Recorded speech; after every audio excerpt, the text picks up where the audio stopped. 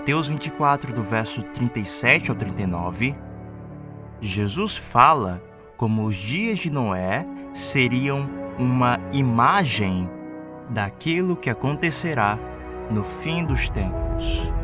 Assim como foi nos dias de Noé, assim também será a vinda do Filho do Homem. Ele conta como as pessoas conduziam sua vida diária, casando-se, dando-se em casamento, comendo e bebendo, e eles não estavam prestando atenção, e eles não sabiam que o dilúvio estava vindo, apesar dos 120 anos de pregação. E assim também será, ele diz, a vinda do Filho do Homem. A história está se repetindo. Eu estou certo de que o Senhor está olhando para nós do céu e Jesus disse, como foi nos dias de Noé, assim será nos dias do Filho do Homem. E estamos vendo isso no mundo hoje. A violência na terra, o egoísmo, a adoração do eu que existe lá fora. E eu acho que isso está quebrando o coração de Deus. Talvez a lição prática mais importante para tentar encontrar uma aplicação para os nossos dias de hoje seja: o que significa entrar na arca? Nós estamos vivendo na hora do juízo. Estamos vivendo em um crepúsculo final na história do mundo, em que estamos no limiar da eternidade. E as pessoas precisam perceber que estes são tempos incríveis, mais do que em qualquer outro momento da história. Porque a porta da graça está realmente se fechando. E agora é o momento em que as pessoas precisam se preparar para encontrar com seu Deus.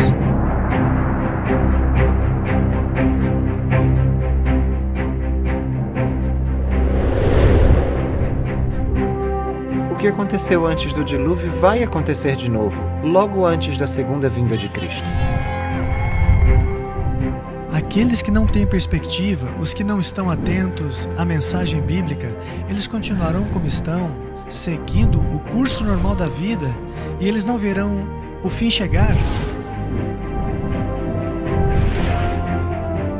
Eu sou Jeff Wright, diretor do Layman Ministries. O que você verá agora não se parece com nada do que já viu antes. Não apenas investigaremos a história do dilúvio, mas também estudaremos as raízes da evolução e como ela influenciou o Ocidente. E o mais importante, veremos como a história de Noé ajuda a explicar as páginas da profecia bíblica. Essa é a história de Noé e do dilúvio como você nunca viu antes.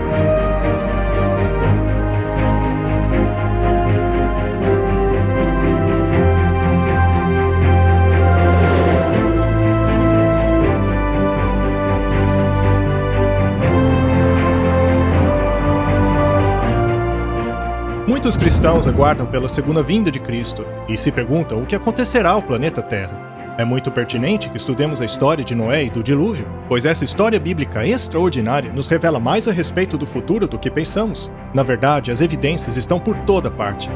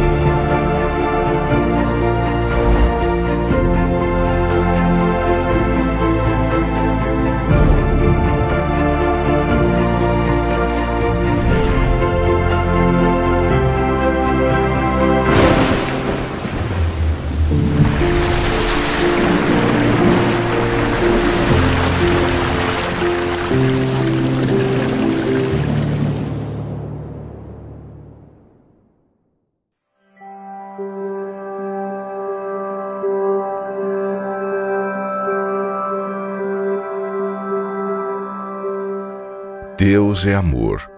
Sua natureza, sua lei é amor. Sempre foi assim e sempre será. Cada parte da criação, desde o mais pequeno inseto que flutua debaixo de um raio de sol, até as grandes galáxias nos confins do espaço, tudo é a expressão de seu amor inescrutável.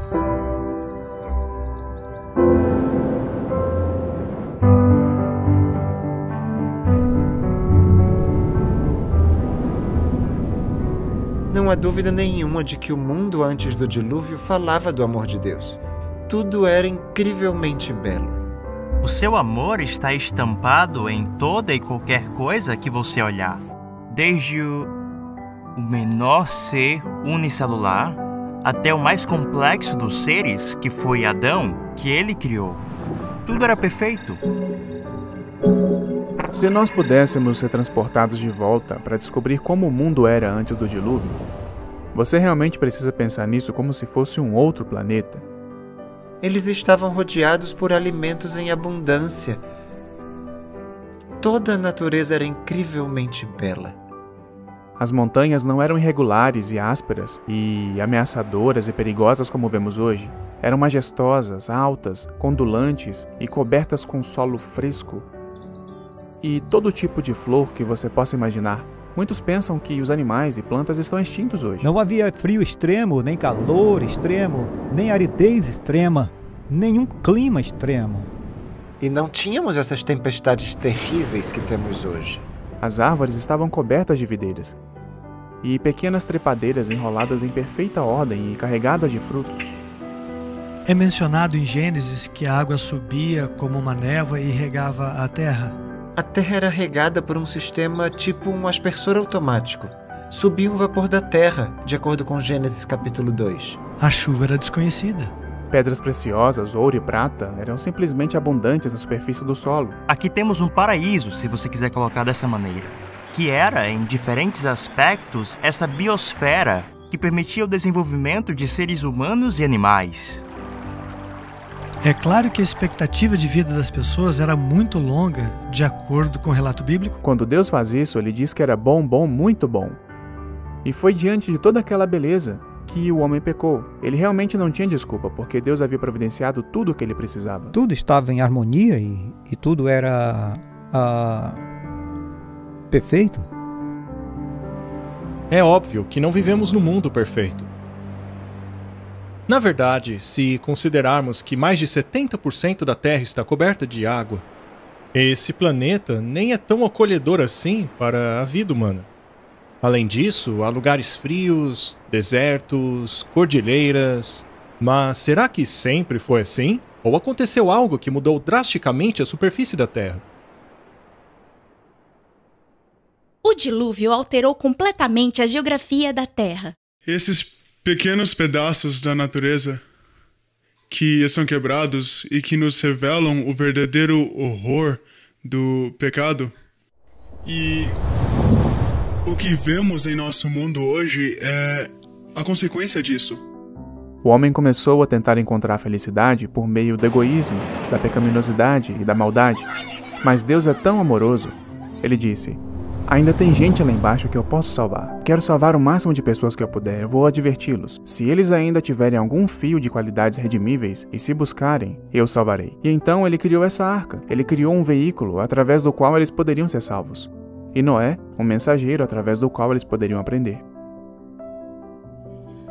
Deus está nos avisando. Deus nos dá revelações proféticas para nos arrependermos. Ignorar seria desastroso, assim como foi para aqueles nos dias de Noé. Em muitos aspectos, a história de Noé e do dilúvio é uma demonstração literal das profecias de Apocalipse. Eu lhe convido agora a estudar as profecias de Apocalipse, regressando aos dias de Noé.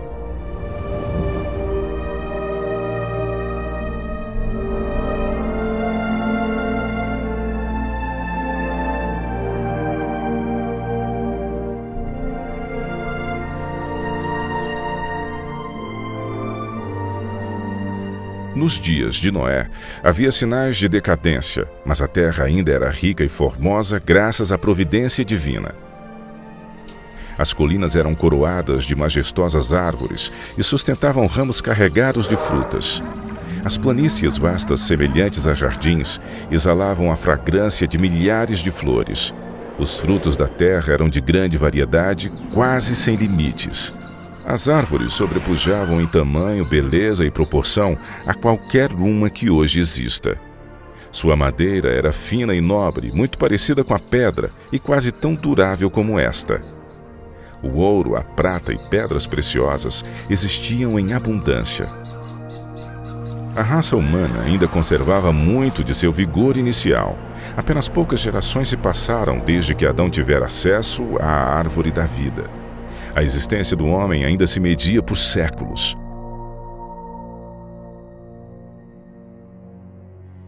Se aquele povo longevo houvesse se dedicado ao serviço de Deus, com suas raras capacidades para planejar e executar, teriam feito do nome de seu Criador um louvor na terra e correspondido ao propósito por que Ele lhes dera a vida. Eles, porém, não fizeram isto. Havia homens de grande estatura e famosos por sua sabedoria, habilidosos para imaginar as mais maravilhosas obras. Sua culpa, porém, ao dar rédeas soltas à iniquidade, estava em proporção com a sua perícia e habilidade mental. Deus dera aos antediluvianos muitas e riquíssimas dádivas, mas usaram a sua generosidade para se glorificarem e as tornaram em maldição, fixando suas afeições nos dons ao invés de no doador. Utilizavam o ouro, a prata, as pedras preciosas e as finas madeiras na construção de mansões para si, esforçando-se por sobrepujar uns aos outros no embelezamento de suas moradas com a mais habilidosa mão de obra. Procuravam apenas satisfazer os desejos de seu orgulhoso coração e se deleitavam em cenas de prazer e impiedade. Sem vontade de conhecer a Deus, logo negaram a sua existência. Adoravam a natureza ao invés do Deus da natureza. Exaltavam a inteligência humana, adoravam as obras de suas próprias mãos e ensinaram seus filhos a adorar imagens de escultura. Construíram altares para seus ídolos à sombra das majestosas árvores. Bosques extensos que conservavam a folhagem durante todo o ano eram dedicados ao culto de falsos deuses. Estes bosques estavam ligados a belos jardins, através de longas e sinuosas avenidas adornadas por árvores carregadas de fruta e de todo tipo de estátuas. Tudo fora planejado de forma a agradar os sentidos e fomentar os desejos pecaminosos do povo. Isso os induziu a participarem do culto idólatra. Os adoradores de falsos deuses dotaram suas divindades com atributos e paixões humanas, e assim sua norma de caráter se degradou à semelhança da humanidade pecadora. Viu o Senhor que a maldade do homem se multiplicara sobre a terra, e que toda a imaginação dos pensamentos de seu coração era só má continuamente. A terra corrompeu-se diante da face de Deus e encheu-se de violência. Deus deu ao homem os seus mandamentos como regra de vida, mas a sua lei era transgredida e todos os pecados imagináveis eram praticados. A maldade do homem era aberta e ousada, a justiça pisada no pó. Os gritos dos oprimidos chegavam até ao céu. O mundo ainda estava em sua infância, porém a maldade se tornou tão profunda e generalizada que Deus não mais podia suportar. Ele disse: destruirei de toda a face da terra o homem que criei. Declarou que seu espírito não contenderia para sempre com a raça decaída. Se não cessassem de poluir com seus pecados o mundo e seus ricos tesouros, ele os eliminaria de sua criação e destruiria as coisas com que tanto amor os havia abençoado. Acabaria com os animais do campo e a vegetação que fornecia tão abundante provisão de alimento, e transformaria a formosa terra em um vasto cenário de desolação e ruína.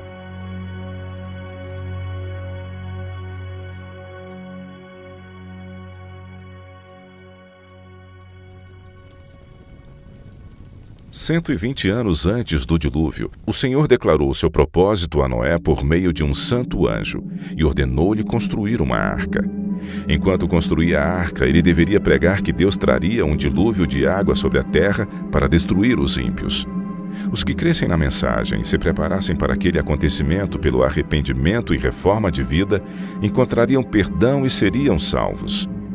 Deus deu a Noé as dimensões exatas da arca e instruções explícitas com relação à sua construção em todos os pormenores. A sabedoria humana não poderia ter concebido uma estrutura de tão grande resistência e durabilidade. Deus foi o projetista e Noé o construtor-chefe. Tinha uma altura de 3 andares com apenas uma porta que ficava na lateral. A luz entrava por cima e os compartimentos foram arranjados de tal forma que eram todos iluminados. O material empregado na construção da arca era o cipreste ou madeira de gofer, a qual estaria isenta de apodrecimento durante centenas de anos. A construção dessa imensa estrutura foi um processo lento e trabalhoso. A arca, por si mesma, não poderia resistir à tempestade que viria sobre a terra. Unicamente Deus podia preservar seus servos das águas tempestuosas. Noé, pela fé, quando foi avisado divinamente das coisas que ainda não se viam, temeu, e para a salvação de sua família preparou a arca, pela qual condenou o mundo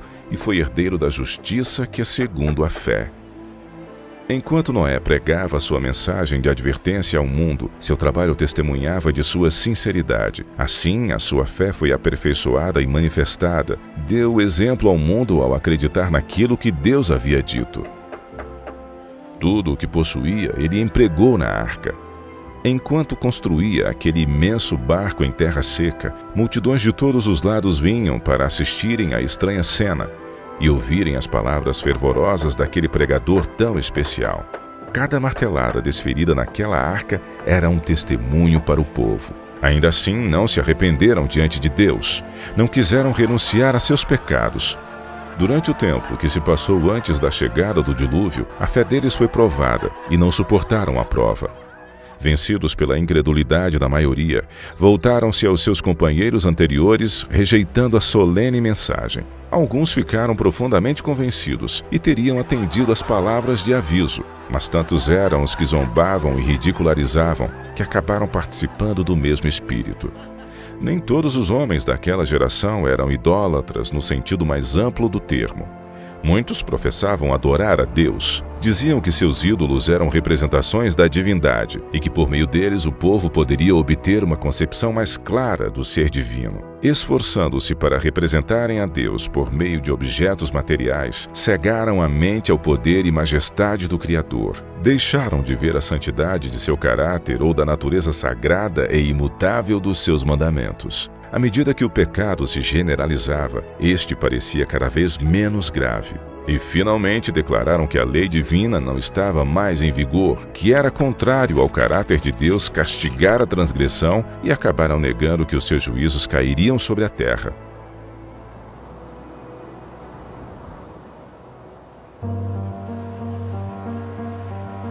Se aquela geração houvesse obedecido à lei divina, os homens teriam reconhecido a voz de Deus na pregação de seu servo. Mas ao rejeitarem a luz, suas mentes tornaram-se tão cegas que realmente acreditavam que a mensagem de Noé era um delírio. As multidões de maiorias não estavam do lado da justiça. O mundo voltou-se contra a justiça e a lei de Deus. Noé foi considerado um fanático. O mundo ria-se da loucura daquele homem iludido. E ao invés de humilharem seus corações diante de Deus, insistiram em sua desobediência e maldade como se Deus não tivesse falado através de seu servo. Noé permaneceu firme como uma rocha em meio à tempestade. Rodeado pelo desdém e ridicularização popular, ele se distinguiu por sua santa integridade e fidelidade inquebrantável. Suas palavras eram acompanhadas de poder. Seu relacionamento com Deus lhe dava força do poder infinito. Durante 120 anos, sua voz anunciou aos ouvidos daquela geração acontecimentos que, segundo a sabedoria humana, estavam fora de cogitação. O mundo antes do dilúvio argumentava que as leis da natureza haviam permanecido inalteradas por séculos. As estações haviam sucedido umas às outras. Até ali nunca havia chovido. A terra era regada por uma neblina ou orvalho, mas devido à sua obstinada resistência às reprovações da consciência, aquela geração encheu a medida de sua iniquidade e se tornou madura para a destruição. Seu tempo de graça estava prestes a terminar. Noé havia seguido fielmente as instruções que havia recebido de Deus. A arca havia sido concluída exatamente como Deus determinara. Havia provisão de alimentos para homens e animais. E agora o servo de Deus fez o seu último e solene apelo ao povo. Em um angustiante apelo que as palavras não podem descrever, Noé suplicou que buscassem refúgio enquanto ainda podiam achar.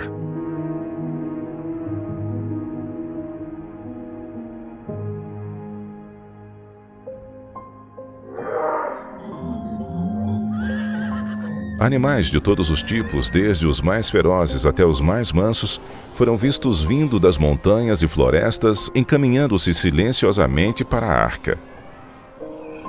Ouviu-se então um ruído como um forte vento, e eis que surgiram aves de todos os lados e em tal quantidade, que chegaram a escurecer os céus e em perfeita ordem entraram na arca.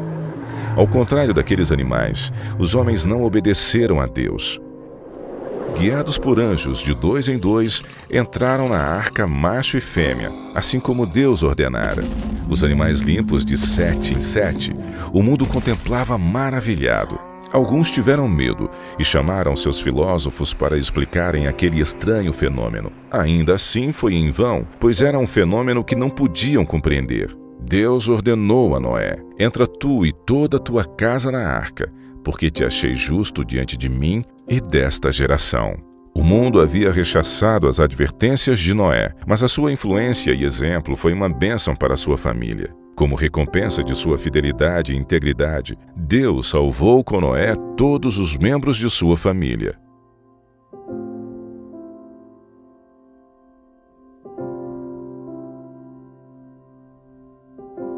O clamor da misericórdia havia acabado para aquela raça culpada. Os animais do campo e as aves do céu haviam entrado em seu refúgio. Noé e sua família estavam dentro da arca. Depois o Senhor fechou a porta. Viu-se um lampejo de luz deslumbrante e uma nuvem de glória mais vívida que o relâmpago que desceu do céu e pairou diante da porta da arca. A porta maciça, que não poderia ser fechada pelos que estavam dentro, foi lentamente fechada por mãos invisíveis. Noé ficou do lado de dentro, enquanto aqueles que rejeitaram a misericórdia de Deus do lado de fora. O selo de Deus havia sido posto na porta. Deus a havia fechado e somente Deus poderia abri-la. Após 7 dias que Noé e sua família entraram na arca, não houve sinais da iminente tempestade. Mas, ao 8º dia, nuvens negras cobriram o céu. Ouviu-se o estampido do trovão e o lampejo do relâmpago. Logo passaram a cair grandes gotas de chuva. O mundo nunca havia testemunhado nada parecido, e o medo tomou conta do coração dos homens. Todos perguntavam em seus corações: teria Noé razão? Estará o mundo condenado à destruição? O céu se escurecia cada vez mais. A chuva tornava-se ainda mais intensa. Os animais corriam aterrorizados, seus gritos discordantes pareciam lamentar seu próprio destino e o da humanidade. Se romperam então as fontes do grande abismo, e as janelas do céu se abriram. A água parecia cair das nuvens em enormes cataratas. Os rios romperam seus limites e inundaram os vales. Jatos de água irrompiam da terra com força indescritível, arremessando pedras maciças para o ar, que quando caíam se enterravam profundamente no solo. Os altares onde haviam oferecido sacrifícios humanos foram destruídos, e os idólatras temeram diante do poder do Deus vivo, compreendendo que a causa de sua ruína foi a destruição e a idolatria. À medida que a violência da tempestade aumentava, árvores, edifícios, rochas e terra foram lançados em todas as direções.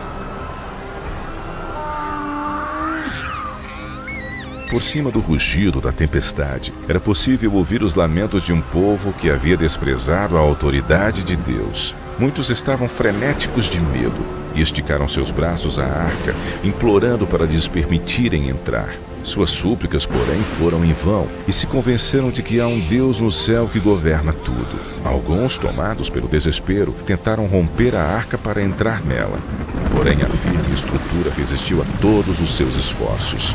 Outros se penduraram na arca, até serem arrancados pelas forças das águas ou caírem devido à colisão com rochas e árvores. Cada fibra da maciça arca tremia quando era golpeada pelos violentos ventos que a empurravam de um lado para o outro. Os gritos dos animais dentro da arca expressavam seu medo e dor. Ainda assim, apesar de toda a violência dos elementos, a arca continuava flutuando em segurança. Algumas pessoas tomaram seus filhos e agarraram-se aos lombos de animais, sabendo que estes procurariam salvar as suas vidas subindo nas montanhas mais altas, a fim de escapar da água que não parava de subir. Outros se ataram às altas árvores que estavam no cume das montanhas. Refúgio após refúgio que prometia segurança acabava sendo abandonado.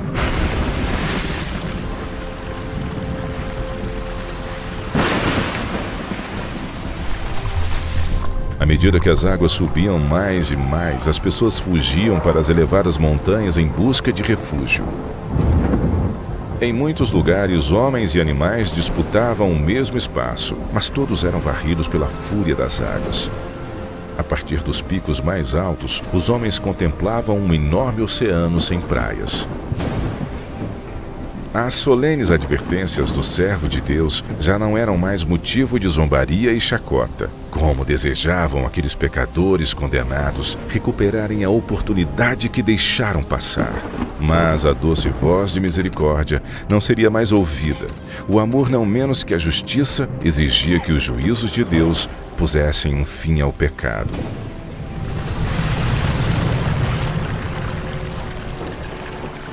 As águas vingadoras varreram o último refúgio. Aqueles que desprezaram a Deus morreram naquelas águas escuras. Pela palavra de Deus, aquele mundo pereceu coberto com as águas do dilúvio. Mas os céus e a terra que agora existem estão reservados pela mesma palavra para o fogo até o dia do juízo e da perdição dos homens ímpios. Outra tempestade está por vir, e pecado e pecadores serão destruídos. Deus é amor. Ainda assim, há um limite de tempo para suportar a maldade. Vimos que Deus enviou um dilúvio para acabar com a maldade daquela época.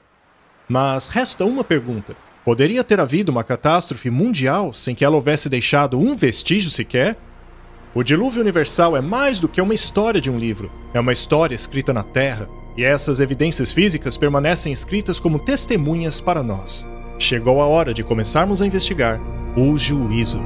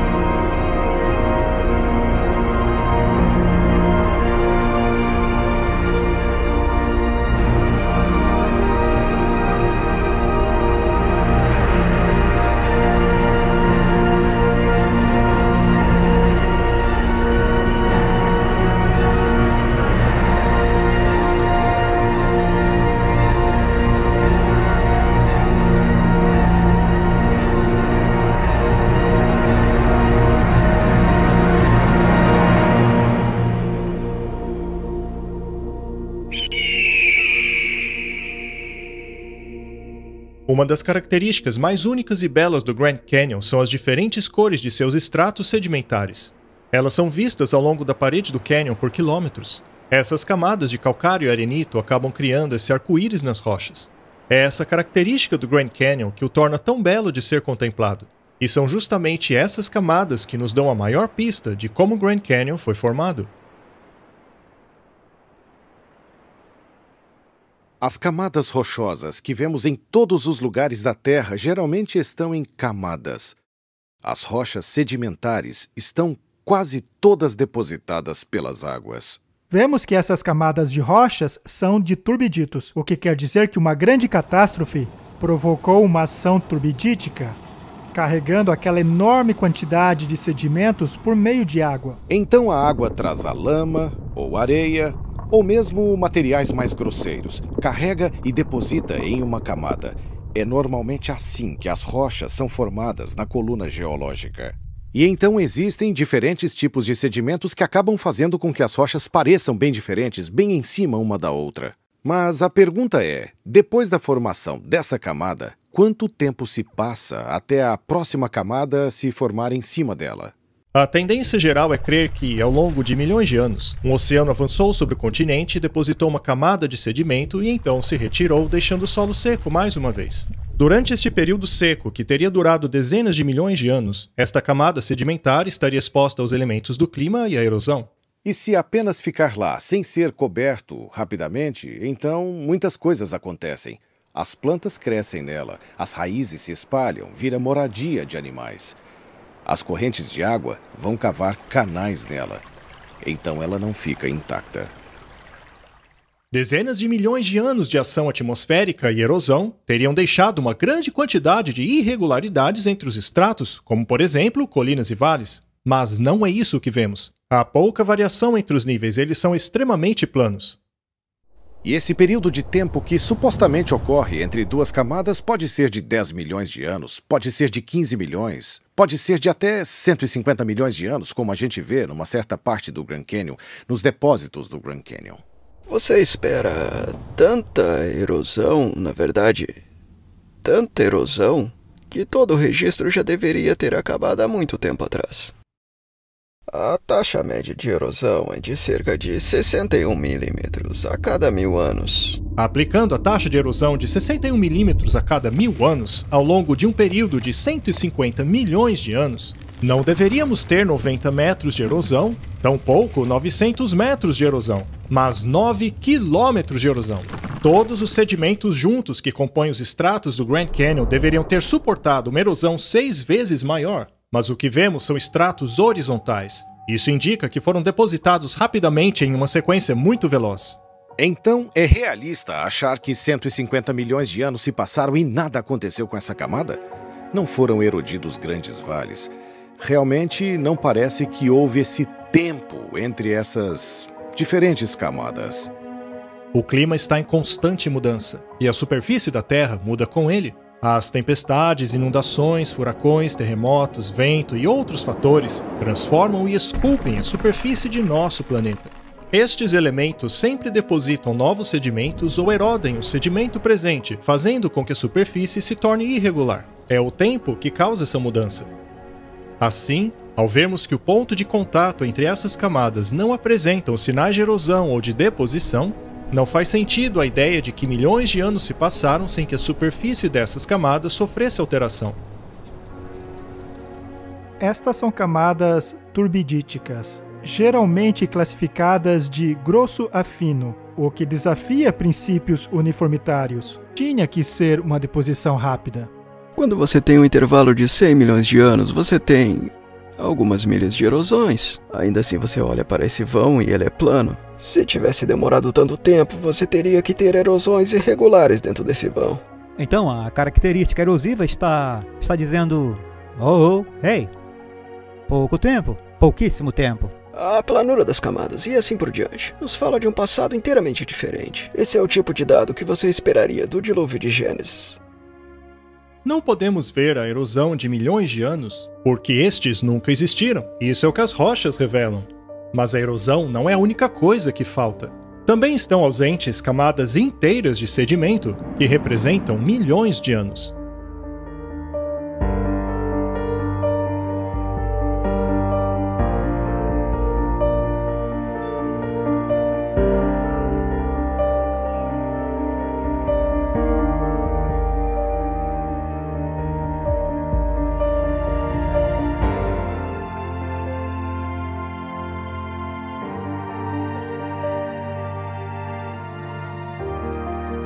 Aqui no Grand Canyon podem ver que atrás de mim há essa rocha de coloração mais clara chamada de arenito coconino. Ela está bem acima dessa mais escura chamada de folhêlio permiano.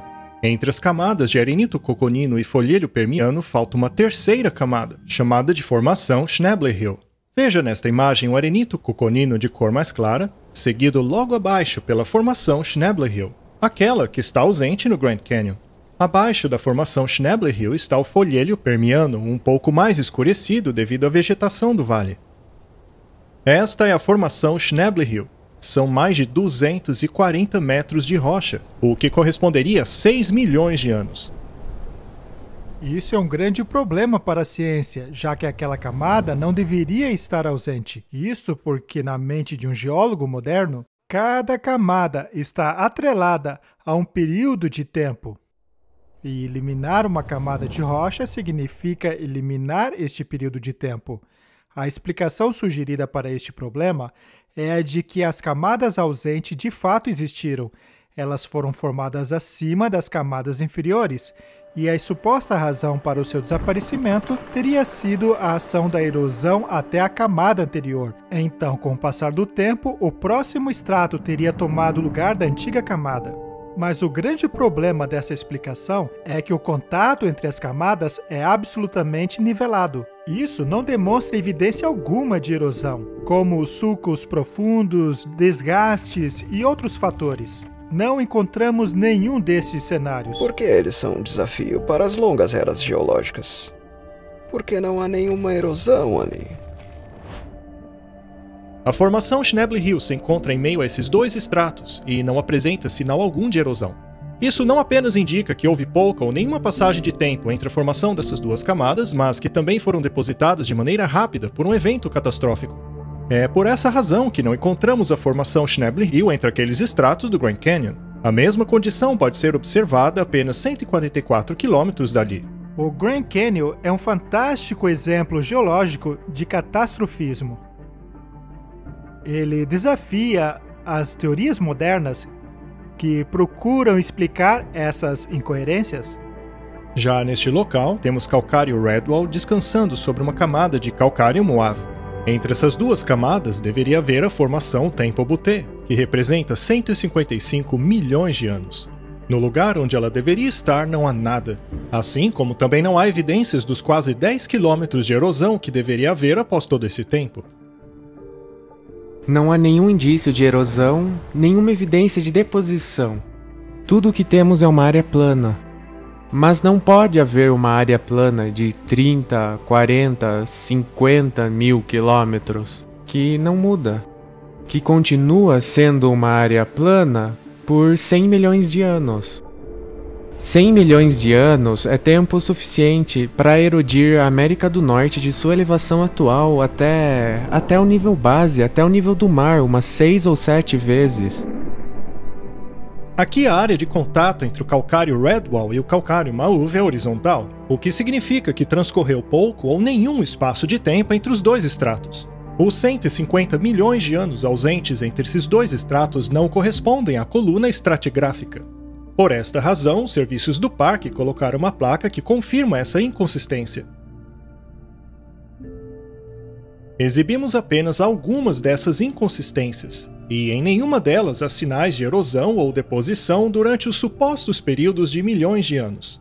Este é um problema sério para os evolucionistas, porém não é nada quando comparado à grande discordância, um vazio de tempo de mais de 1 bilhão de anos. Mas isso não é tudo. O contato entre as duas camadas também é horizontal. É interessante que quando descemos ao nível do Rio Colorado, nós encontramos o que chamamos de pré-cambriano. O material vulcânico é muito acidentado e muito misturado. E os sedimentos cambrianos que aparecem sobre eles permanecem ali. Posteriormente, eles se tornam pouco misturados, camada após camada. Tornei-me bastante consciente daquela grande inconformidade que fica entre o pré-cambriano e o cambriano, lá no Grand Canyon. Isso é nítido. Está sempre lá. A grande discordância do Grand Canyon é 1,2 bilhão de anos ausentes entre as camadas cambriana e pré-cambriana. Durante este tempo, deveríamos observar 72 quilômetros de erosão irregular. Este é tempo suficiente para erodir os 40 quilômetros da crosta terrestre 2 vezes. Ainda assim, a camada cambriana se assenta horizontalmente sobre a pré-cambriana. E mais uma vez, o ponto de contato entre as duas é horizontal, o que indica que a deposição dessas duas camadas não é o resultado de 1,2 bilhão de anos de erosão. As evidências apontam para uma grande catástrofe ocasionada por água, que ocorreu em um período curto de tempo. Então, você vem para a camada cambriana. E de repente, tudo muda drasticamente.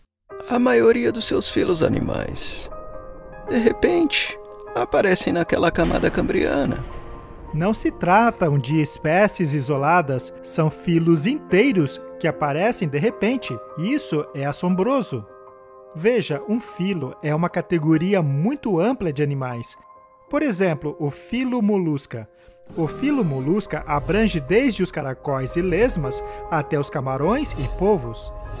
Todos esses animais pertencem a este grupo. como explicar que todos apareceram simultaneamente ao mesmo tempo? Isso não se encaixa com o lento processo evolutivo. E este é um problema duplo para a evolução, e os evolucionistas estão cientes disso. Eles chamam isso de explosão cambriana. A explosão cambriana é o período das camadas cambrianas em que temos registros fósseis de animais completamente formados. Estes fósseis totalmente formados nos fornecem dados para nossa investigação. Como a camada pré-cambriana não contém fósseis de animais, filos ou espécies intermediárias, nos levam a considerar o conceito de processos evolutivos entre espécies como puramente teóricos. Então, o que isso nos diz? Isso indica evolução? Não, indica criação. A camada pré-cambriana, frequentemente chamada de rocha basal, contém somente fósseis de organismos unicelulares e de algumas criaturas de corpo macio, como vermes e águas-vivas. Isso se encaixa com o registro bíblico, já que antes do dilúvio não havia padrões climáticos severos ou catástrofes que pudessem enterrar e fossilizar grandes animais. No entanto, a camada cambriana, que está logo acima dela, é a primeira camada sedimentar depositada pelo dilúvio. É por esta razão que vemos um filo inteiro de animais totalmente desenvolvidos surgir abruptamente. A razão pela qual não vemos traços de espécies intermediárias ou de lentos processos evolutivos é porque estes nunca ocorreram. As camadas sedimentares do Grand Canyon não são evidências de evolução. Pelo contrário, são testemunhas de uma inundação catastrófica. Quando vemos o tamanho desses depósitos, somos levados a crer que esta inundação foi um evento global.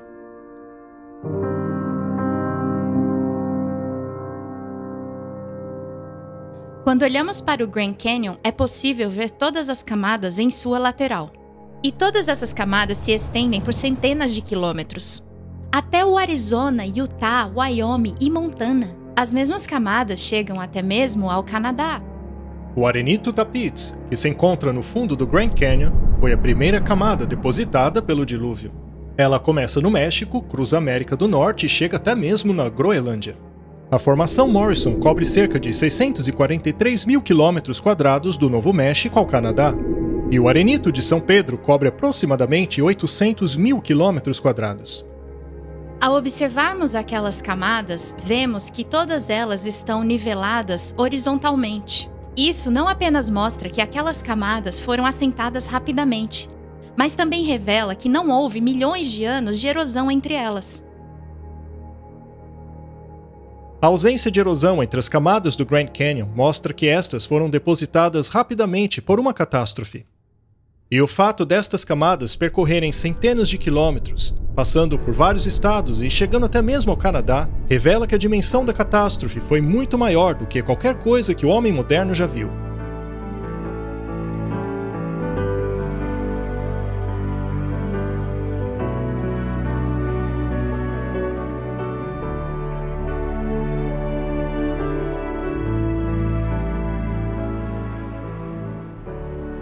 Em termos de evidências de inundação mundial, nós olhamos os sedimentos e, observando a estrutura dos sedimentos e os fósseis que são encontrados nos sedimentos e os que não, nós temos o que chamamos de coluna geológica.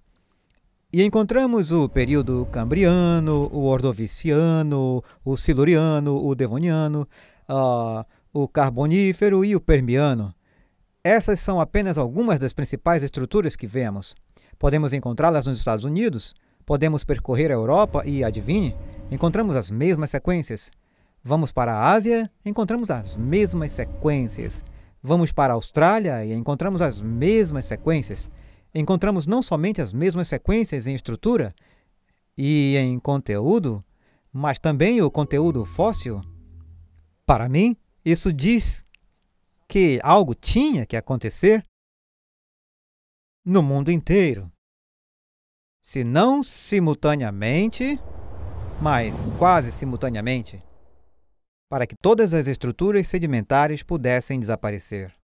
Eu tento focar naquelas partes dos registros que nos deixam cientes dos aspectos globais do dilúvio.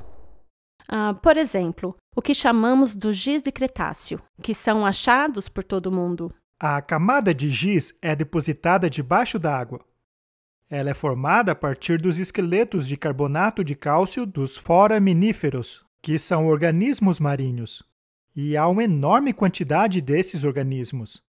Esta camada de giz não está apenas entre os continentes, mas por todo o continente. Como explicar isso se ela é depositada apenas debaixo d'água? Isso nos leva a crer que todo o planeta esteve embaixo d'água ao mesmo tempo.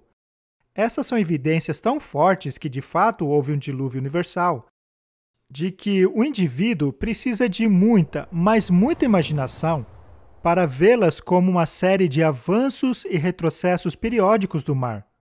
E esses são somente um dos tipos de depósitos que nos diz que tivemos alguma coisa acontecendo em uma escala mundial. Porque você tem o carvão em várias partes do mundo, todos no exato mesmo lugar, e registro geológico. Descobriremos que eles estão assentados sobre uma camada de ferro com areia que chamamos de arenito glauconítico. E vamos encontrar o arenito glauconítico na Inglaterra. Podemos encontrar as mesmas estruturas aqui nos Estados Unidos, no Alabama e em toda aquela área. Podemos encontrá-las na Austrália. E adivinhe, todos eles estão assentados sobre o arenito glauconítico. Todos têm os mesmos tipos de fósseis. Todo o negócio está lá. Mas é uma evidência de que houve continuidade em todo o mundo. Eu estou aqui na margem sul do Grand Canyon, a 2.000 metros acima do nível do mar. Isto é o que chamamos de formação de calcário Kaibab. Esta rocha sedimentar é encontrada sobre todo o estado de Nevada, Utah e Arizona, chegando até mesmo na Califórnia. Ela está repleta de fósseis marinhos. E o fato de fósseis marinhos serem encontrados aqui indica que essa camada se formou rapidamente para que fosse possível o processo de fossilização. Existem certos tipos de formação de calcário. Há uma formação de calcário característica que você encontra no Grand Canyon e em outras áreas do Paleozoico. Você as encontra também na Europa, na Ásia e em outras partes do mundo. Então você encontra esses calcários muito típicos de serem globais em sua distribuição. Conforme você vê o registro, há coisas que são características aqui que estão ao redor do mundo. Você continua um pouco mais e vê coisas diferentes que são características em torno do mundo, e se continuar vai ver outros tipos de rochas que têm características em todo o mundo e assim por diante. Existem muitos exemplos disso. E então, por que essas coisas são tão globais? Eu acho que a melhor explicação é uma catástrofe global. A larga distribuição de giz e outras camadas sedimentares condiz com aquilo que esperaríamos de uma catástrofe mundial. Já os fósseis, normalmente considerados uma evidência da evolução, são, na verdade, uma forte evidência do relato bíblico do dilúvio. Encontrar os mesmos fósseis nas mesmas camadas, em todo o mundo, para mim é outro ponto forte e marcante de que houve uma inundação global, um fenômeno global. E ao olharmos para o registro fóssil, encontraremos fósseis menores e menos complexos no fundo. E à medida que atravessarmos a coluna geológica, encontraremos uma complexidade cada vez maior. Isso acaba levando a muitas pessoas a concluir que houve uma progressão evolutiva no registro fóssil, que vai desde o simples até o complexo. Acontece que isso não existe. Não existem animais simples. Todo animal já encontrado é incrivelmente complexo. E muitas pessoas falam sobre eles como a primeira aparência de vida. Eu gostaria de propor que olhássemos não como um registro de vida, mas como um registro de morte. É a primeira aparência da preservação das coisas que estão morrendo. Nós temos esta complexa destruição aquosa, o dilúvio, acontecendo. E ao mesmo tempo em que estes sedimentos estão se instalando, eles também prendem as formas de vida à medida que morrem, da simples à mais e mais complexa. É óbvio que quando o ambiente é coberto com turbidito, os seres que vivem no fundo serão enterrados no fundo. Já os que são capazes de nadar mais alto são enterrados a um nível superior, e os que já se encontravam na parte superior serão encontrados lá mesmo. É exatamente o que vemos no registro. Encontramos peixes fossilizados que se encontram em sua posição de nado, até mesmo com comida em suas bocas. Isto é prova de uma morte instantânea. Os fósseis se formam apenas em decorrência de um enterro rápido. E para que haja um enterro rápido é necessária uma catástrofe. Um deslizamento causado por chuva forte ou inundação pode prover essa condição.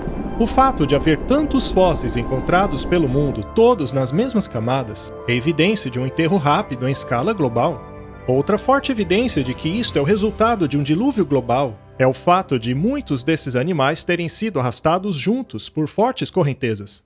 Estes são os cemitérios fósseis.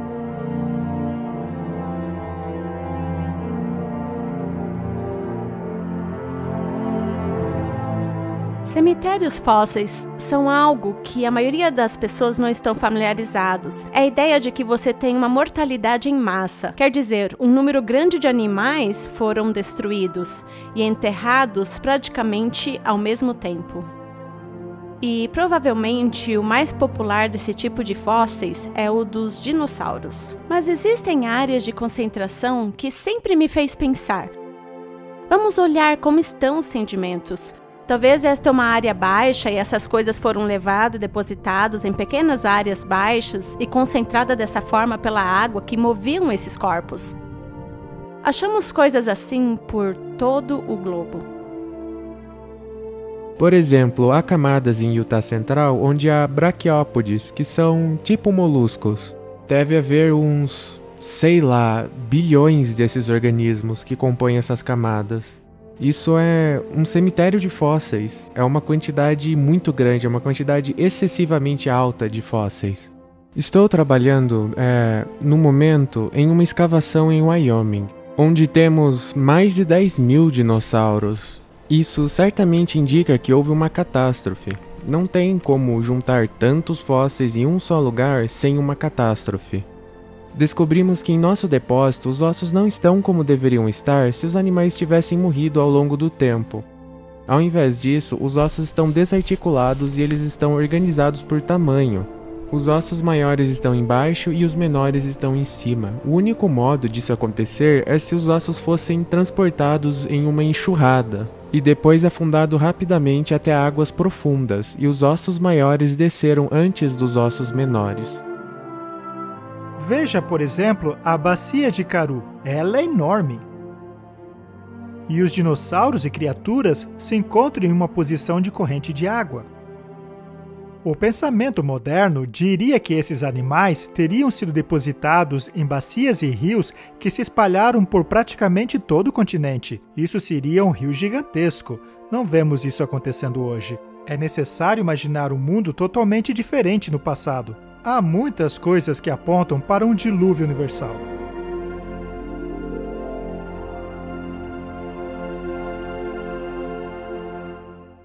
As violentas forças do dilúvio arrastaram milhares de animais para grandes áreas onde foram fossilizados. No entanto, sob circunstâncias diferentes, alguns desses restos de animais se tornaram carvão. O carvão é uma massa de material vegetal que foi depositada numa unidade. Essa massa foi compactada e se transformou quimicamente em carvão. Depósitos de carvão podem ser muito extensos, eles podem ser muito grossos também, até 300 metros de espessura para uma camada individual.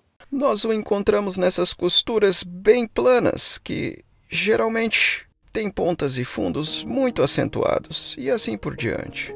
O que normalmente não é a maneira como as plantas crescem. Isso parece transportado, obviamente, depositado pela água. Encontramos organismos marinhos em campos de carvão que são depósitos terrestres. Isso desmente qualquer história que contradiga o relato bíblico. Encontramos grandes quantidades de carvão. Temos carvão no Wyoming, temos milhões e milhões de toneladas de carvão na Austrália, temos milhões e milhões de toneladas de carvão na Europa. Voltando à Pensilvânia, temos todo esse tipo de material. Eles cobrem milhares de quilômetros quadrados e você encontra o mesmo tipo de depósitos de carvão no mesmo lugar, no registro geológico espalhado por toda a Europa, indo para a Rússia e assim por diante. A extensa distribuição desses depósitos de carvão é em escala mundial. Independentemente de sua localização, esses depósitos de carvão se encontram na mesma posição na coluna estratigráfica, demonstrando que foram depositados ao mesmo tempo. Portanto, seria lógico concluir que a formação desses depósitos de carvão são resultado de uma catástrofe causada por água, ocorrida em escala mundial e praticamente ao mesmo tempo.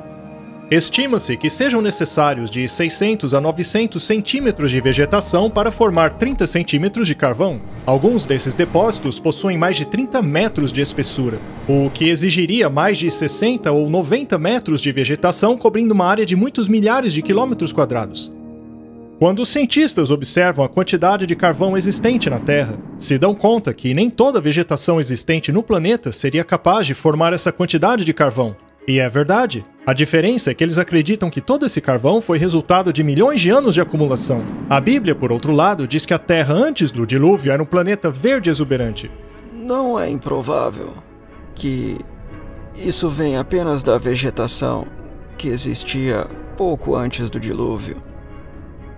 Muitos cientistas, por exemplo, acreditam que os céus em sua criação permitia a Terra estar um pouquinho abaixo de 2 atmosferas de pressão. E essas 2 atmosferas de pressão promoveria um crescimento significativo? Onde agora vemos desertos, cordilheiras e continentes gelados, houve uma vez, antes do dilúvio, terras férteis e bosques como nunca vimos antes. Encontramos grandes quantidades de petróleo nos desertos do Oriente Médio, que são vestígios desta antiga paisagem verde. Os cientistas descobriram, através de perfurações, que um dia a Antártica já foi um continente tropical coberto por palmeiras. As enormes florestas enterradas durante o dilúvio e que depois se transformaram em carvão e petróleo formam os extensos depósitos que vemos hoje em dia.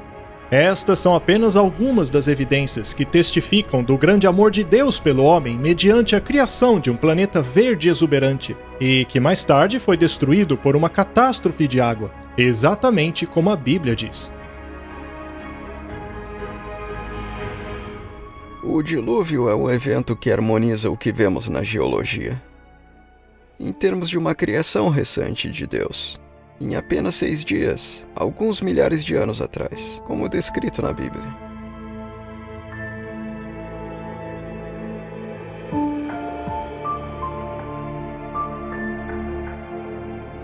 Existem tantas evidências que é impossível investigá-las todas em tão pouco tempo, mas basta observar o panorama para ver que a Terra fala por si mesma.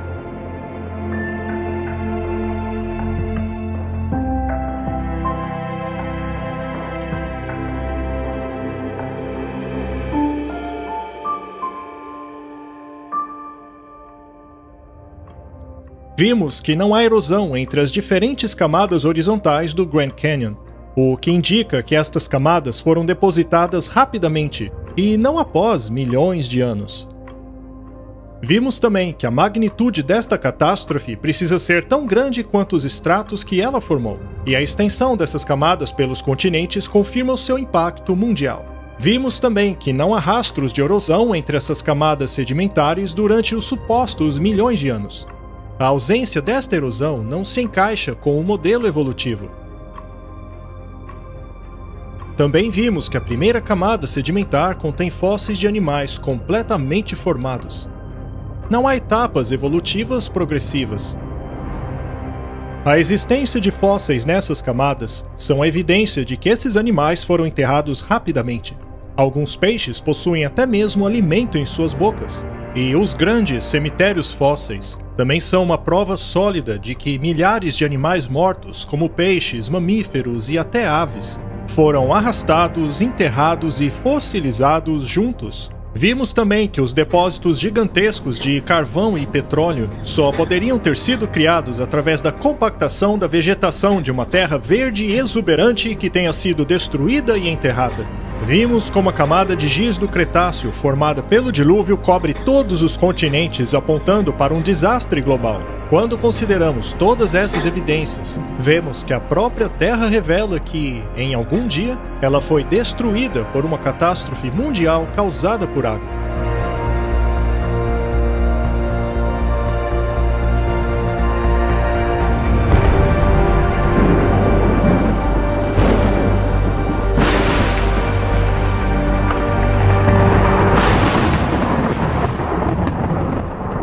Ou fala com a terra, e ela te ensinará.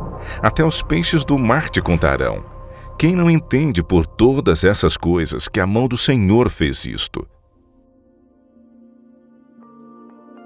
Uma vez que o mundo está tão repleto de evidências, por que algumas das mentes mais brilhantes da comunidade científica rechaçam a história do dilúvio como descrita na Bíblia? A razão tem pouco a ver com as evidências.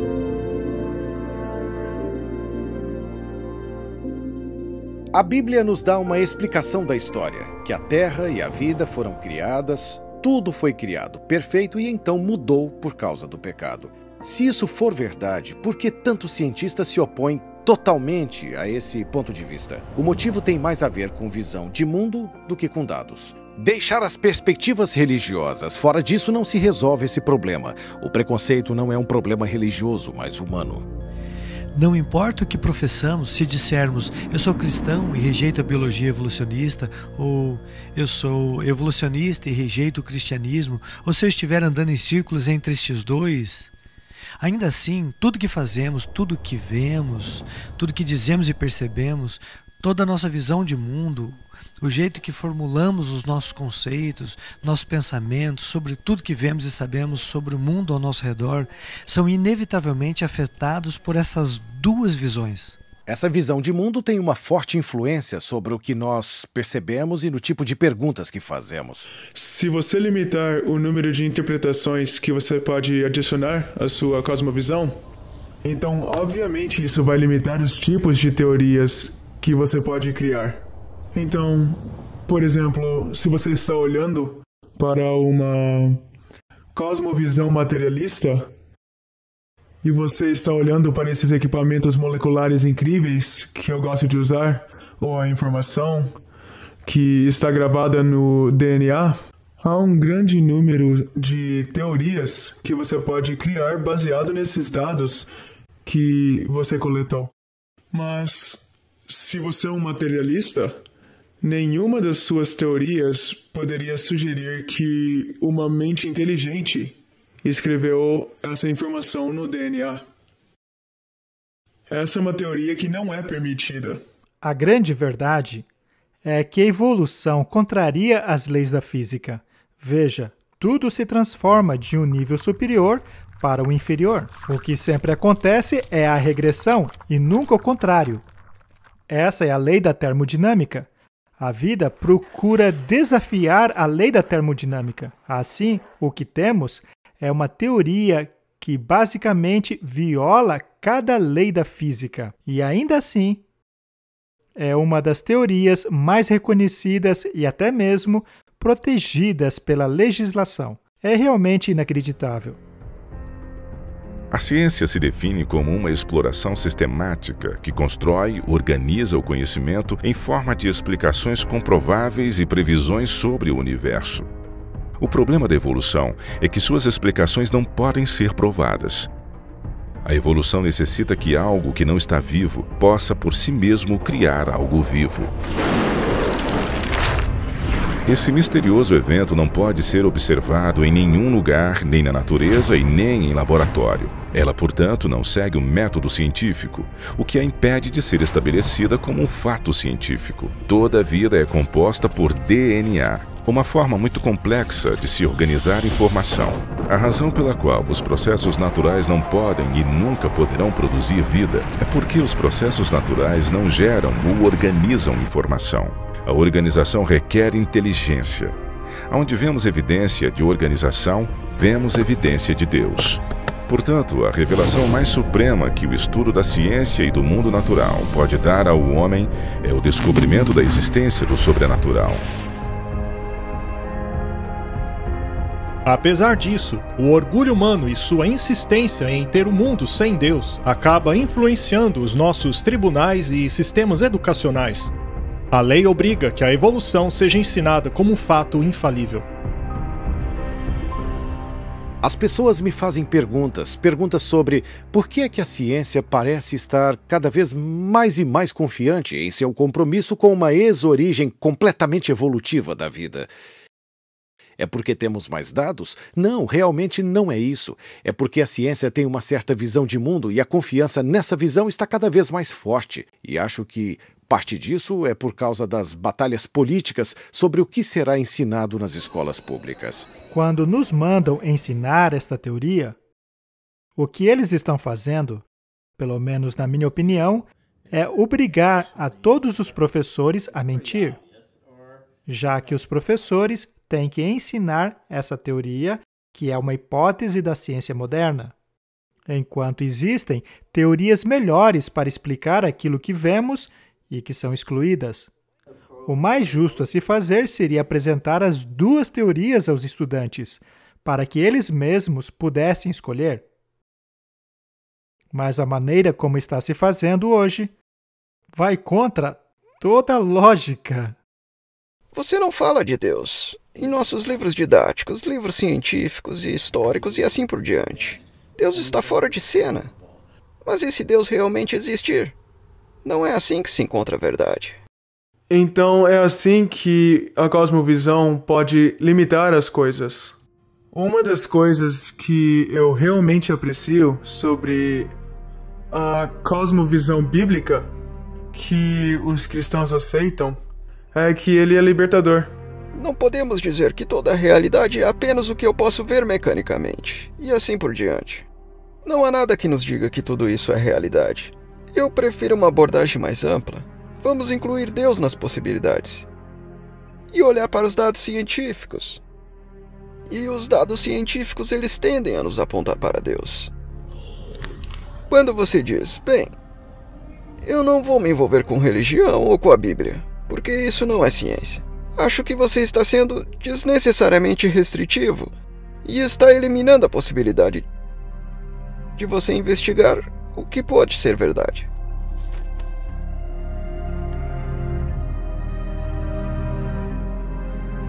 Mas a ciência tem um certo apelo à independência da mente e do coração humano. A ciência é o reino do ser humano. Isso é o que temos feito, isso é o que sabemos. Enquanto que a religião, a fé e o cristianismo são o reino de Deus. Acredito que o maior empecilho de aceitar o relato bíblico são as consequências de aceitá-lo.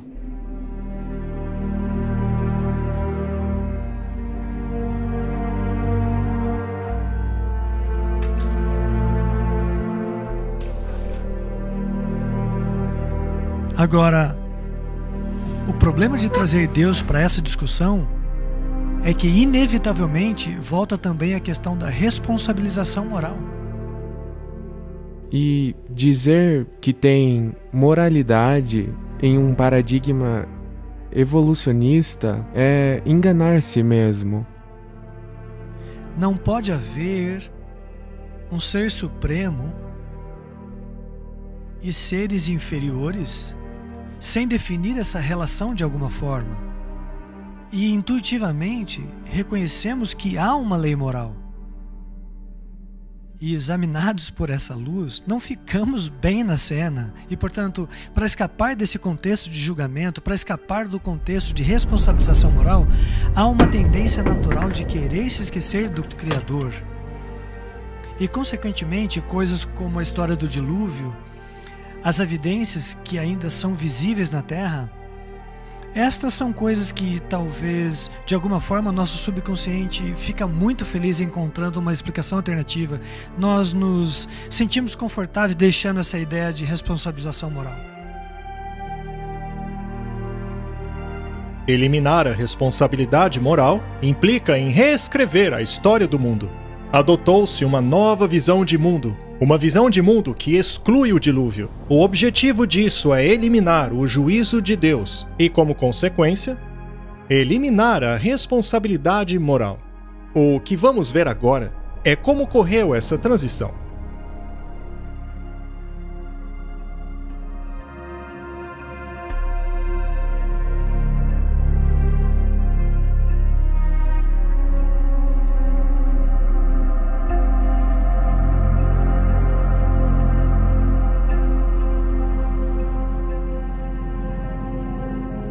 Se olharmos para a cultura popular de hoje, a história do dilúvio não é aquela normalmente aceita como literalmente verdadeira. Então fica fácil olhar para ela e dizer que ninguém acredita. Bem, isso meio que levanta a questão sobre o que se pensava nos milênios passados. E a resposta é: todo mundo acreditava. Na verdade, a história do dilúvio universal foi relatada vez após vez em culturas espalhadas ao redor do mundo. Cada cultura parece ter uma história sobre o dilúvio e todos tiraram algumas lições disso. As lições variam aqui e ali, mas eles acreditavam nela. Então por que não acreditamos mais? Os estudantes às vezes me perguntam como a ciência chegou a esse ponto de vista que eles têm agora, que nega milagres e é apaixonadamente relutante em aceitar a criação. E você tem que ir através da história para poder explicar isso. Nossa sociedade foi submetida a algo como uma colcha de retalhos de ideias intelectuais que foram organizadas para minar a história do dilúvio, a história do mundo e a história da criação.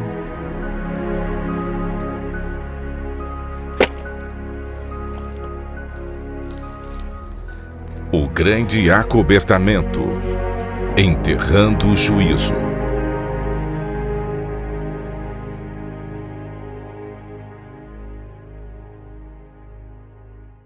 Toda a superfície da Terra foi alterada por um desastre causado por água.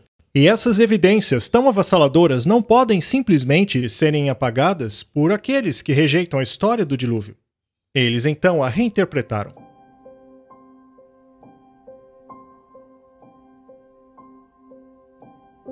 Alguns fatores na sociedade eram muito autocráticos, dogmáticos e perseguiam as pessoas, suprindo-as e dificultando muito a vida delas. E quem eram essas agências que faziam isso? Bem, eram o governo e a igreja. Uma das coisas que o homem mais deseja é obter o domínio sobre os outros homens. Durante a Idade Média, era a igreja que governava o mundo. Então, durante a Idade Escura, ou período da Idade Média, por 1500 anos, tivemos esse marco monolítico, quase que universal, de governança da Igreja Católica por toda a Europa. Uma das arenas de combate no desenvolvimento da nova liberdade de pensamento, mesmo sob a influência da Igreja Católica nos últimos 1500 anos, com certeza era o campo da ciência.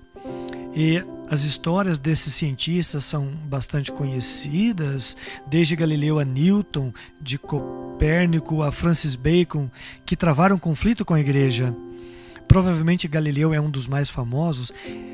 Ele promoveu o heliocentrismo, ou o Sol como centro, e todos os planetas girando ao redor, mas a igreja não gostou disso, por uma variedade de razões filosóficas. Manter a Terra no centro era filosoficamente importante. Essa era a marca da perfeição de Deus, e ter essa ideia circulando por aí, de que a Terra não está onde achávamos que ela estava e de que outros planetas não giravam em círculos perfeitos, isso não foi nada popular. Então Galileu foi chamado pela Santa Inquisição, foi preso, ameaçado com punição severa e possivelmente morte. Nós usamos essa história hoje, infelizmente, muitas vezes para criar esse antagonismo intransponível entre o cristianismo e a ciência. E isso não é o que deveríamos aprender dessa lição, porque quando olhamos para os ensinos da igreja na Idade Média, em muitos casos, não é o que a Bíblia diz. O mundo estava dominado por um pensamento religioso muito rígido. E qualquer coisa que saísse desse esquema tão rígido era visto como uma ameaça à verdade. Algo que era contrário a Deus, contrário à Bíblia, e como tal precisaria ser eliminado pela força, mediante a ação da Inquisição e da pena de morte. E chegou finalmente a um ponto na história onde as pessoas estavam cansadas disso. Elas estavam exaustas disso e a igreja estava perdendo sua credibilidade por causa disso. Por causa da forma como eles estavam tratando as pessoas. As pessoas estavam cansadas da forma que os governos haviam tratado elas. E isso ocasionou um movimento entre os estudiosos para se afastarem das autoridades e de quaisquer dessas agências autocráticas. O mundo via Deus como um Deus vingativo, que ficava à espreita, observando, só esperando alguém fazer alguma coisa de errado. E os reis governam não por amor, mas por ganância. Outros são controlados não por amor, mas por medo, incluindo a igreja. Percebendo o poder abusivo que prevaleceu por toda a Europa, eles totalmente rejeitaram a Igreja Católica, no qual, claro, na mente deles, significava rejeição total ao cristianismo. E isso abriu a porta para uma sociedade mais inclinada ao ateísmo. E, segundo a mentalidade do homem, quem era essa força restritiva? Bem, a força restritiva que impedia a expansão da mente era Deus. Portanto, vamos nos livrar dele, vamos nos livrar de Deus, para que assim possamos crescer intelectualmente.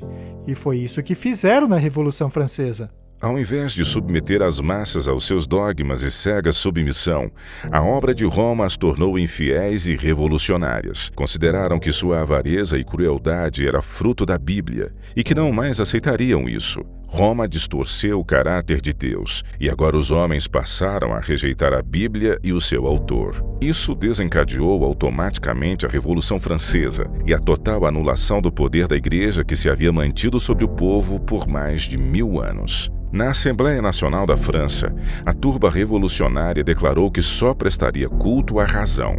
Apresentaram então uma bela mulher vestindo uma capa azul e a proclamaram como deusa da razão. E eles então consagraram a deusa da razão. Aconteceu que a razão tomou o lugar da fé em Deus. Levaram essa mulher de carruagem até Notre-Dame, destruíram a igreja e passaram a pregar semanalmente o ateísmo. Os franceses reagiram aos séculos de perseguição por parte da Igreja Católica, estabelecendo uma nova forma de governo. No lugar de uma nação com uma visão de mundo cristã pervertida e dominada pela Igreja Católica, foi adotada pela sociedade uma visão de mundo ateísta desprovida de qualquer influência cristã. A isso chamamos iluminismo. Eles não queriam coisa alguma com Deus. Eles viram que Deus era tirânico. Pessoas eram forçadas a acreditar. Portanto, agora vamos retirar Deus da equação. O que aconteceu na Revolução Francesa foi o seguinte: passamos de um mundo centrado em Deus para um mundo centrado na razão. O ateísmo surgiu, você sabe, tremendamente na França. Veja o que aconteceu na França. A Bíblia foi queimada, foi destruída. E chamam a isso de Era do Iluminismo. Portanto, vemos essa ideia de iluminismo retirando totalmente Deus do quadro. Dentre todos os segmentos da sociedade francesa, foram os padres católicos que sofreram a maior taxa de mortalidade per capita. Havia muita animosidade e eles descontaram seu ódio na igreja. E na maioria dos casos, eles descontaram também no cristianismo. Reforçando-se para defender a ciência e a razão como os novos ideais da sociedade, as ações das correntes ateias focaram em descristianizar a França, um período que ficou conhecido como Reinado do Terror. Capturou-se e executou-se os sacerdotes, as igrejas e monumentos religiosos foram vandalizados ou mesmo destruídos. A palavra santo foi removida da sinalização das ruas, o culto a Deus foi proibido. A Bíblia passou a ser queimada publicamente, enquanto os franceses gritavam: "Esmague o miserável", referindo-se a Cristo e ao que sua igreja representa. Muitos foram assassinados enquanto estavam de joelhos orando, e seus corpos eram abandonados lá mesmo, no local de adoração. Nos bosques aonde se reuniam os cristãos, eram pendurados cadáveres e corpos eram espalhados pelo chão. Tudo isso foi o resultado do movimento ateu chamado de Iluminismo. O movimento que pretendia acabar com a tortura e matança da Igreja Católica agora cometia os mesmos crimes. Os eventos culminantes oriundos do Iluminismo, que deram base à Revolução Francesa, pareciam indicar a morte do cristianismo. Tudo aconteceu como queria Satanás. Sua política é o engano, e seu propósito é trazer ao homem dor e miséria. É desfigurar a obra de Deus, impedir os planos divinos de benevolência e amor e assim causar dor ao céu. Desta maneira, através das artes do engano, ele leva o homem a culpar a Deus como se toda essa miséria fosse resultado do plano do Criador. Quando o povo descobriu que o romanismo era um engano, Satanás os levou a crer que a religião é enganosa e a Bíblia uma fábula. O papado parecia que ia morrer. A sociedade se libertou e passou a considerar alternativas diferentes. Essa era do iluminismo, esse pensamento livre, na verdade foi o início do que eu chamaria de ciência moderna. Na verdade, esse movimento de se afastarem das autoridades, nós o vemos como sendo um período chamado iluminismo. Você não tem esse freio sobre você, e você pode começar a explorar, e começar a observar, e começar a utilizar a razão humana. As pessoas estavam, de fato, se afastando da confiança nos governos e na igreja, e começando a pensar por elas mesmas, trazendo mais liberdade, e essa liberdade foi em muitas direções diferentes, incluindo se afastar de acreditar em Deus. Se não fosse pela Revolução Francesa e a ideia de que Deus não está envolvido em tudo, e a ideia de que a razão substitui Deus, não teria havido solo fértil para o desenvolvimento do pensamento evolucionista. A nova geração, por assim dizer, de estudiosos da ciência da Terra, dentre os mais notáveis Lyell e Darwin, apareceram por volta de 1800. Charles Lyell foi um geólogo que introduziu pela primeira vez o conceito de que havia grandes períodos de tempo no desenvolvimento de características geológicas. E mais tarde ele escreveu a sua obra chamada Os Princípios da Geologia. Este período geológico exposto por Lyell em seu livro é conhecido como uniformitarismo. O uniformitarismo é a crença de que as coisas que se desenvolveram e acontecem hoje não são diferentes daquilo que ocorreu no passado. Assim, se algo exige um longo período de tempo para se formar hoje, também deve ter exigido um longo período no passado. O uniformitarismo é a base para se crer nos milhões de anos tão necessários para a teoria da evolução. A aceitação generalizada do princípio uniformitarista é um dos principais motivos, como previsto pela Bíblia, que faria as pessoas do tempo do fim negarem tanto a criação como o dilúvio.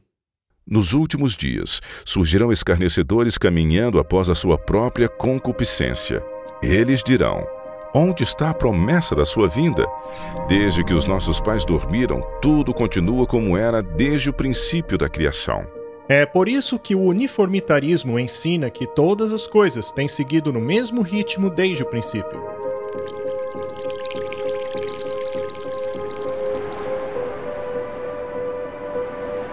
Mas e se aconteceu uma catástrofe? E se houve uma enorme tempestade e todo o material que, segundo o uniformitarismo, desapareceria eventualmente, sumisse de repente? É isso o que vemos hoje.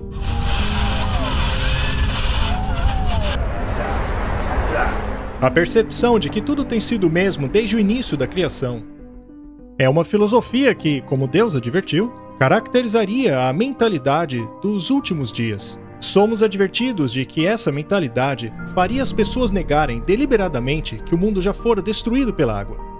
A profecia diz que eles ignorariam voluntariamente, o que significa que rejeitariam todas as evidências do dilúvio. E é precisamente assim que Charles Lyell descreveu o seu ponto de vista. Quando Lyell escreveu a respeito dos fósseis, ele disse: "Não podemos explicar a sua posição atual com um dilúvio universal. Eu tenho abominação pelos acadêmicos mais eruditos. Estes sistemas têm o ar como alicerce, não se sustentam sem milagres." Como naturalista, Charles Lyell rechaçava todos os milagres como forma de explicação. Mas não foram suas observações científicas que o levaram a essa conclusão, mas o comprometimento com a sua própria visão de mundo. Ele deixou claro seu preconceito contra a história bíblica do dilúvio em uma carta que diz assim: "As eras geológicas libertarão a ciência de Moisés." Essas ideias foram passadas de Charles Lyell para um jovem estudante chamado Charles Darwin. Quando Charles Darwin foi comissionado para viajar no navio Beagle, um dos livros que ele levou consigo foi o livro de Charles Lyell, O Princípio da Geologia, e lá estava ele, lendo aquela informação ao chegar nas Ilhas Galápagos. E então ele vê aqueles tentilhões. Aqueles tentilhões eram tão variados que lhe veio à mente a ideia de que aqueles tentilhões obviamente evoluíram de um parque e chegou àquelas ilhas. Então todas aquelas variedades chegaram a evoluir a partir daquele momento. Ele naturalmente pensou que esse processo deve ter levado algum tempo. E foi aí que as ideias de Lyell se encaixaram. Ele então concluiu o seguinte: se essa variedade que eu vejo aqui se desenvolveu através do tempo e da seleção natural, então Deus não criou nada. Darwin utilizou as ideias de Lyell sobre as eras geológicas e as aplicou à biologia. Desta maneira, ele deu à evolução algo de que ela precisava, um mecanismo científico sobre o qual operar. Darwin apareceu com essa nova teoria, a seleção natural, e essa foi a prova supostamente infalível. Foi isso que deu credibilidade. Agora sim encontramos um mecanismo responsável por essas mudanças no transcorrer de longos períodos de tempo. Mais adiante, Darwin se tornou um amigo próximo de Lyell. Alguns dizem que ele foi a pessoa que mais influenciou a vida de Darwin. Darwin, comentando a respeito da opinião de Lyell sobre o dilúvio, disse: Lyell está convencido de haver abalado a fé no dilúvio sem ter proferido sequer uma palavra contra a Bíblia. Ele não teria obtido tanto sucesso se tivesse agido de forma diferente. Em meados do século XIX, as coisas começaram a mudar. No final daquele século, a comunidade científica começou a excluir Deus de suas interpretações. E agora, Deus foi totalmente expulso das explicações na comunidade científica. Assim cheguei a esta conclusão, que Deus fez os homens justos, mas foram atrás de muitas invenções. A teoria da evolução converteu-se no fundamento de nossa sociedade por todo o mundo, e os resultados catastróficos dessa crença podem ser vistos por toda parte na negação da responsabilidade moral, na negação de Deus e também do dilúvio. A evolução, mais do que qualquer outra crença, tem levado a sociedade a um nível de maldade tal qual era nos dias de Noé. E viu Jeová que a maldade do homem era grande sobre a terra, e que toda a imaginação dos pensamentos de seu coração eram continuamente maus. O Senhor definiu os pensamentos dos dias de Noé como maus. Isso também se aplica a nós quando consideramos o que a Bíblia tem a dizer sobre os pensamentos dos perversos. O perverso, por causa de seu orgulho, não busca Deus. Deus não está em nenhum de seus pensamentos. Quando a Bíblia diz que não há lugar para Deus em seus pensamentos, o que ela quer dizer é que Deus está totalmente ausente de sua mente. Nos dias de Noé havia muita maldade sobre a terra. Era uma sociedade sem Deus que não o buscava. Assim se cumpre a profecia de Jesus que disse: tal como foi nos dias de Noé, também será quando o Filho do Homem se manifestar.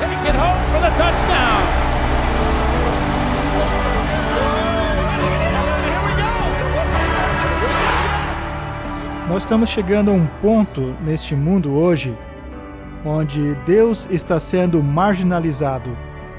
Mesmo nos sistemas políticos e leis que estão sendo feitas para todas as intenções e propósitos, leis que estão sendo escritas fora da existência e fora do psiquismo humano.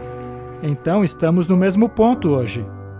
Algumas das coisas que estavam acontecendo antes do dilúvio, em particular, a Bíblia nos diz que a terra estava cheia de violência e as pessoas evidentemente não eram apenas culpadas de cometer violência. Parece que elas se divertiam com a violência, o que é algo que está acontecendo no mundo hoje. E muitas pessoas sofisticadas e gentis ficariam chocadas com a ideia de serem culpadas de assassinato, mas elas não pensam duas vezes antes de se entreter vendo outras pessoas cometendo assassinato. A mesma coisa com a lei do adultério, pessoas que dizem, eu nunca cometeria adultério, mas se divertem assistindo. E a Bíblia fala que não são apenas aqueles que fazem tais coisas, mas também aqueles que consentem aos que as fazem. A mentalidade que diz faça o que você quiser é o que temos conosco hoje. A perda da confiança na palavra de Deus começou no fim do século XVIII, no começo dos anos 1800. O aumento do evolucionismo tirou a noção das pessoas de que Deus é nosso Criador, de que temos um Criador, que temos um Deus pessoal e que há um julgamento. E se você crê em evolução, é absurdo crer num juízo. Mas se não acreditamos que Deus provocou o dilúvio no princípio, por que eu vou acreditar que ele vai destruir o mundo pelo fogo? Não faz sentido. Portanto, se eu posso levá-lo a negar o dilúvio, então basicamente estou em vantagem sobre você em negar a destruição eterna do mundo da forma como conhecemos. Enquanto a nossa cultura globalizada afasta a ideia dos princípios morais absolutos e rejeita uma norma moral, vemos como o sofrimento e a miséria aumentam de forma proporcional até que a própria vida não seja mais respeitada.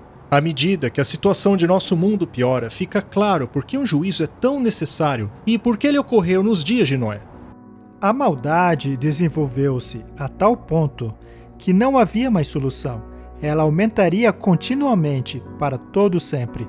Isso resultaria em um universo de eterna miséria. Quem gostaria de viver num universo como este por toda a eternidade? Veja a dor e agonia de pais quando estão diante das tumbas de seus filhos, por exemplo. Precisa haver um juízo.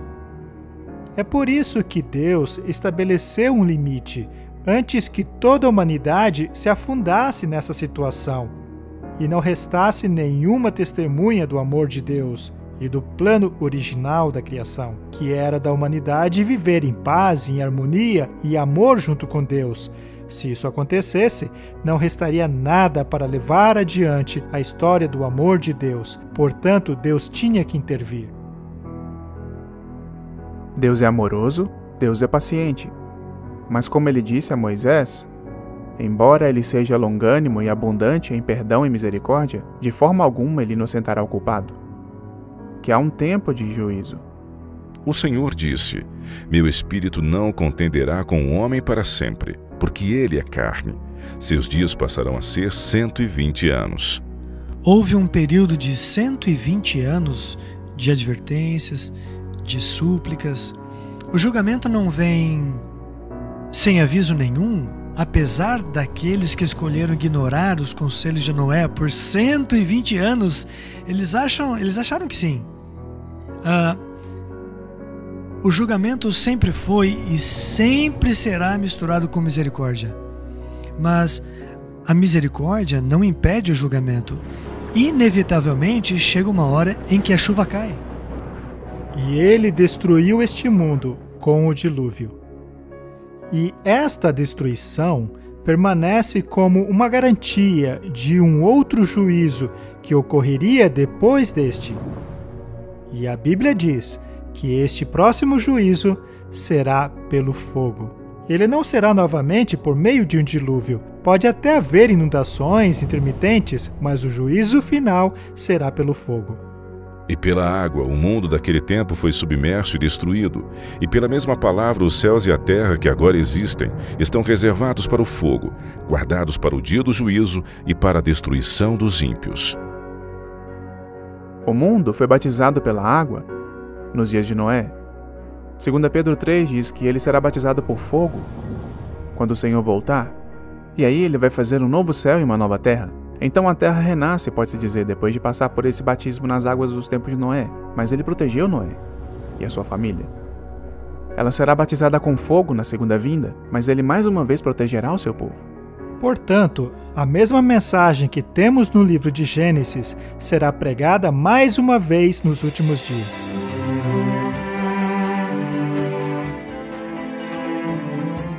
O fim dos tempos dos dias de Noé se repetirá, e as rochas e fósseis da terra são testemunhas disso. Assim como foi na história de Gênesis, o registro da própria terra serve como uma profecia que nos adverte que outro juízo está chegando. Mas quando? No tempo do fim, o homem recebe 3 avisos logo antes da segunda vinda de Cristo. Tais advertências são dadas por 3 anjos e são conhecidas como as 3 mensagens angélicas. Quando a mensagem de juízo foi dada nos dias de Noé, se deu o primeiro juízo da terra. E agora, no tempo do fim, a mensagem do primeiro anjo ecoa a advertência de Noé dizendo: chegou a hora do seu juízo. No segundo episódio de Os Dias de Noé, investigaremos essas mensagens e descobriremos em que ano começou esse juízo e quando começarão os dias de Noé para a última geração.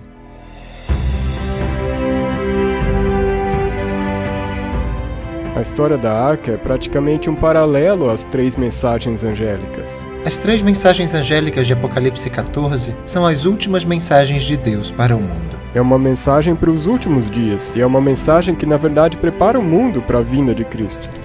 Noé seguiu as instruções de Deus na construção da arca. Veremos como as mensagens dos 3 anjos apontam para uma antiga estrutura projetada por Deus, que revela as instruções a serem seguidas pelo povo de Deus como preparação para o tempo do fim. A mensagem do primeiro anjo nos aponta a verdade, a mensagem do segundo anjo nos aponta a contrafação, e a mensagem do terceiro anjo diz: escolha. E Noé convidou o povo a uma escolha, sabe? Escolham. Façam a sua decisão, mas saibam que essa decisão é definitiva. Está chegando a hora do juízo. As pessoas estão sendo avisadas com antecedência porque Deus ama o homem e quer salvá-lo. E Deus mais uma vez verá a maldade humana e dirá que os pensamentos do seu coração e mente são continuamente maldosos e mais uma vez trará juízo. Portanto, é uma mensagem de advertência, é uma mensagem de amor, mas é também uma mensagem de que há um juízo iminente.